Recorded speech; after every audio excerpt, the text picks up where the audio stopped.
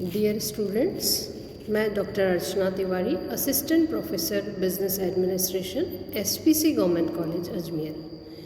आज का हमारा डिस्कशन का टॉपिक है types of channels of distribution या वितरण प्रणाली या वाहिकाओं के प्रकार।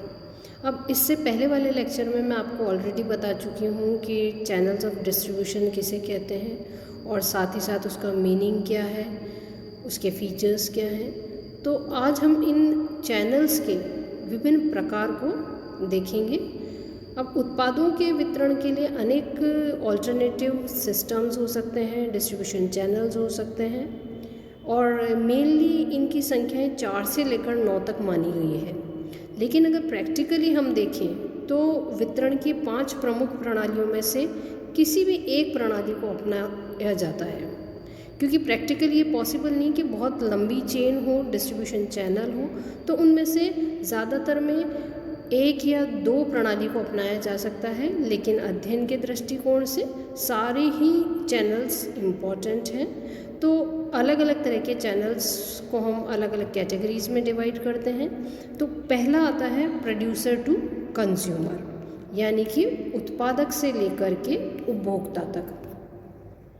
इस वितरण प्रणाली में प्रत्यक्ष वितरण प्रणाली भी इसको कह सकते हैं।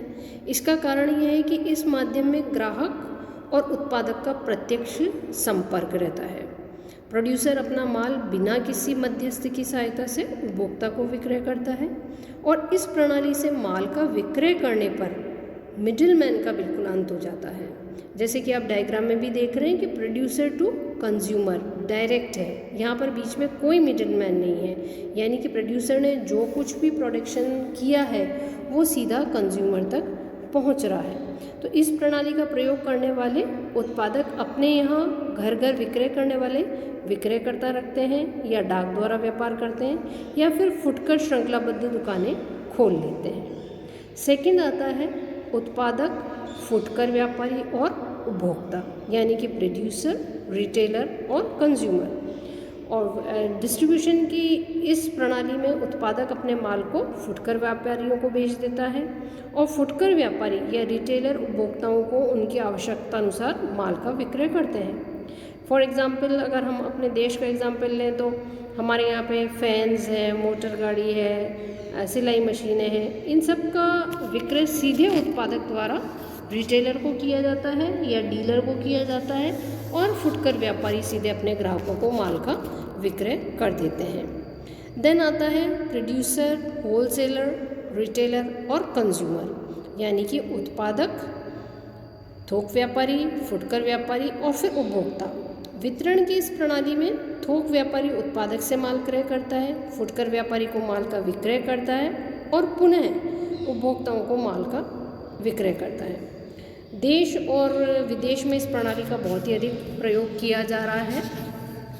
नेक्स्ट हम देख सकते हैं इसी तरह डायग्राम में कि उत्पादक है, उसके बाद में डिस्ट्रीब्यूटर है या हम इसको उसके बाद में रिटेलर है, व्यापारी उपभोक्ता है, हो सकते हैं। तो कई उत्पादक अपने डिस्ट्रीब्यूटर के माध्यम से रिटेलर को माल का विक्रय करता है और रिटेलर वापस से कंज्यूमर तक माल को पहुंचाता है। तो ये डिस्ट्रीब्यूटर एजेंट भी हो सकता है और एजेंट के माल के स्वामित्व का हस्तांतरण नहीं होता है, तो इस माध्यम से कुछ मितव्ययता लाई जा सकती है। नेक्स्ट आता है प्रोड्यूसर, एजेंट या ब्रोकर हो सकता है, होलसेलर हो सकता है, रिटेलर हो सकता है और फिर कंज्यूमर हो सकता है। यानी कभी कभी उत्पादक अपने माल के वितरण के लिए एजेंट, थोक व्यापारी, फुटकर व्यापारी सभी को मध्यस्थ बनाता है और इस प्रणाली में उत्पादक एजेंट नियुक्त करता है। The wholesaler will not appoint the agent but the producer will appoint the agent, और जो कि थोक व्यापारी को माल का विक्रय करेगा और उसके बाद में थोक व्यापारी फुटकर व्यापारी को और फुटकर व्यापारी अंतिम उपभोक्ताओं यानी कि फाइनल कंज्यूमर्स को माल का सेल करेंगे। तो वितरण की यही प्रणाली सबसे अधिक लंबी प्रणाली है, क्योंकि आप देख रहे हैं इसमें डायग्राम में भी 5 पर्सन्स यहाँ पे है, प्रोड्यूसर, एजेंट या ब्रोकर, होलसेलर, रिटेलर और फिर कंज्यूमर। तो सबसे लंबी वितरण प्रणाली हम इसको कह सकते हैं। इसीलिए हम इस प्रणाली का बहुत ही कम उपयोग प्रैक्टिकली किया जाता है। ज़्यादातर जो उपयोग किए जाते हैं वो प्रोड्यूसर से रिटेलर और फिर कंज्यूमर के अंतर्गत आ सकता है। तो ये डिफरेंट टाइप्स के चैनल्स ऑफ डिस्ट्रीब्यूशन थे। नेक्स्ट लेक्चर में हम देखेंगे कि वितरण प्रणाली